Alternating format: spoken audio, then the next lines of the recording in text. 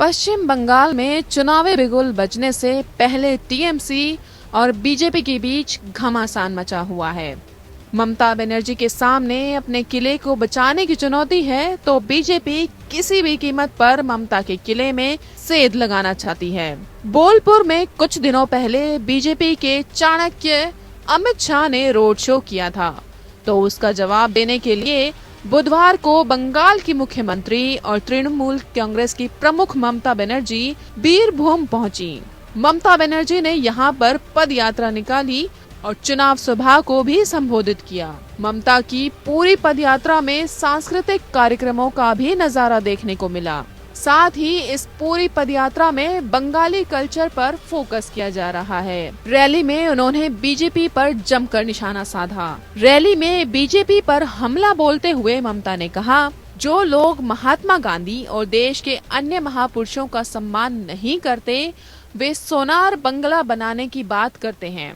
ममता बनर्जी ने बीरभूम जिले के बोलपुर में कहा कि बंगाल की संस्कृति को नष्ट करने के लिए षड्यंत्र रचा जा रहा है। हिंसा और विभाजनकारी राजनीति बंद होनी चाहिए। ममता बनर्जी ने टीएमसी के कुछ नेताओं द्वारा हाल ही में किए गए दल बदल पर कहा, आप कुछ विधायकों को खरीद सकते हैं, लेकिन तृणमूल कांग्रेस को नहीं खरीद सकते। कुछ विधायकों को पार्टी छोड़ने से कोई फर्क नहीं पड़ता, जनता हमारे साथ है। एक और जहां बीजेपी और टीएमसी के बीच जुबानी जंग जारी है, तो वहीं पश्चिम बंगाल में विधानसभा चुनाव से पहले राजनीतिक हिंसा का दौर भी लगातार जारी है। मंगलवार को भी राज्य के नंदीग्राम में बीजेपी और तृणमूल कांग्रेस के कार्यकर्ताओं में भिड़ंत हो गई। टीएमसी से बीजेपी में आए शुभेंदु अधिकारी की यहां पर रैली थी।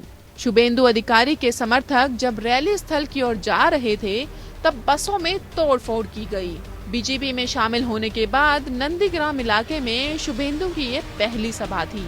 आपको बता दें कि इससे पहले पूर्वी मिदनापुर में भी बीते सप्ताह हिंसा हुई थी। तब भी शुभेंदु अधिकारी और तृणमूल कांग्रेस के समर्थक आमने सामने आए थे। बंगाल में अगले साल मई में चुनाव होना है और ऐसे में बीजेपी और टीएमसी के बीच राजनीतिक लड़ाई जमीन पर बढ़ती जा रही है। बंगाल में अब तक कई ऐसे मौके आए हैं जहां दोनों पार्टियों के समर्थक आमने सामने भिड़े हैं। Bureau report.